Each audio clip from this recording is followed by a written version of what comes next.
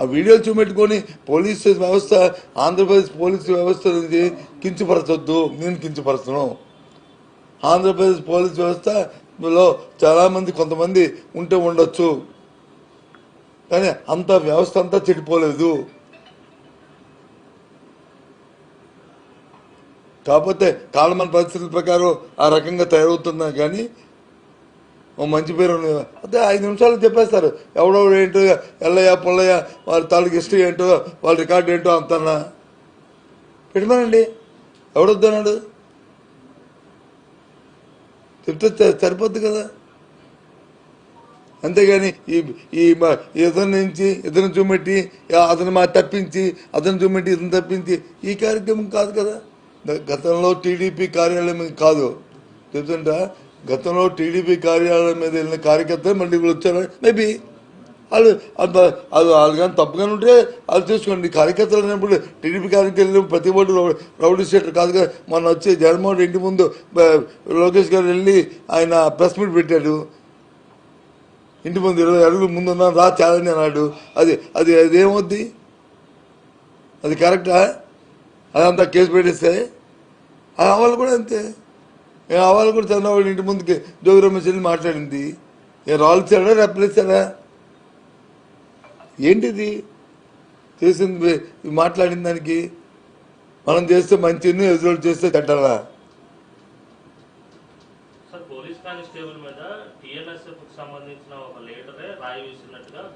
ముందు అన్ని ఉన్నాయండి.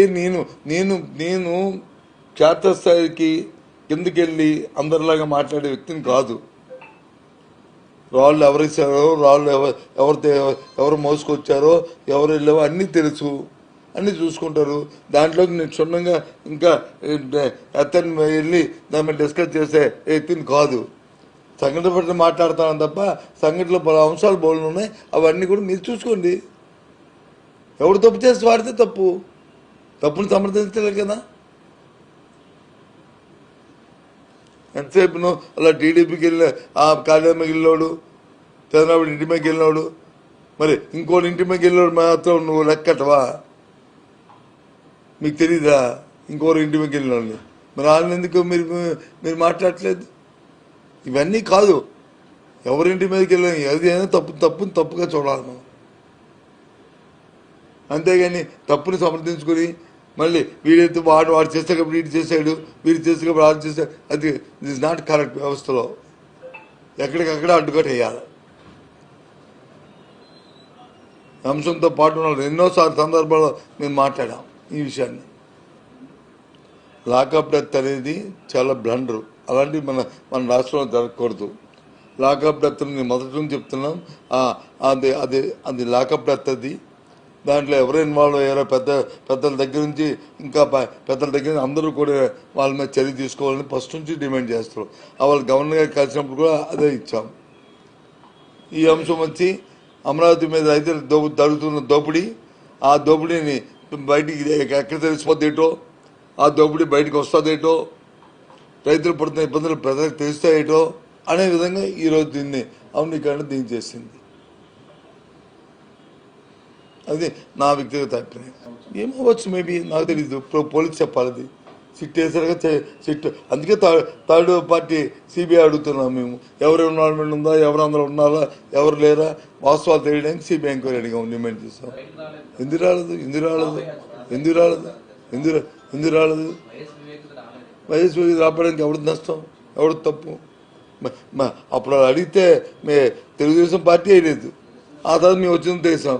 ఇప్పుడు ఈ 2 సంవత్సరాలు అవుతుంది గవర్నమెంట్ మాదా పోయి మా గవర్నమెంట్లో మేము ఆలస్యం చేసి పోరాటం పెట్టాం. ఈ 2 సంవత్సరాలు అవుతుంది ఎవరిది ప్రభుత్వం? ఏంటిది? బీసీల బార్లను అర్థమవుద్ది. సాంస్క్రిట్ ఇంగ్లీష్ పడితే ప్రజలకు అర్థమవుతుంది, టీవీలకి అర్థమవుతుంది చూసే వాళ్ళకి. నీతో ఉండు, ఆయన ఉన్నది చెప్తాను. ఇగో ఆల్కహాల్లో 30 దాంట్లో మీరు యూపీలు ఏమంటారు, 40 యూపీయా, 80 యూపీయా, 20 యూపీయా ఉన్నదని కాదు. ఇకంటుంది అసలు ఆ సంస్కృతే మంచిది కాదు,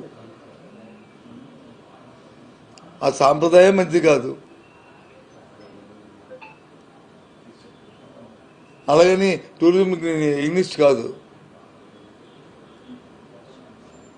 టూరిజంకి ఇంగ్లీష్ కాదు. టూరిజంని సపోర్ట్ చేసుకుంటూ బోల్డ్ని ఆలోచనలు ఉన్నాయి, ఇంకా ఉన్నాయి. ఎక్కడైతే పిల్ల పాప అందరూ కలిసి వెళ్తుంటారో అక్కడ కొన్ని ఉన్నాయి. ఏమంటే గోవా ఎగ్జాంపుల్, గోవా సంస్కృతికి ఆంధ్ర సంస్కృతి ఒకటేనా?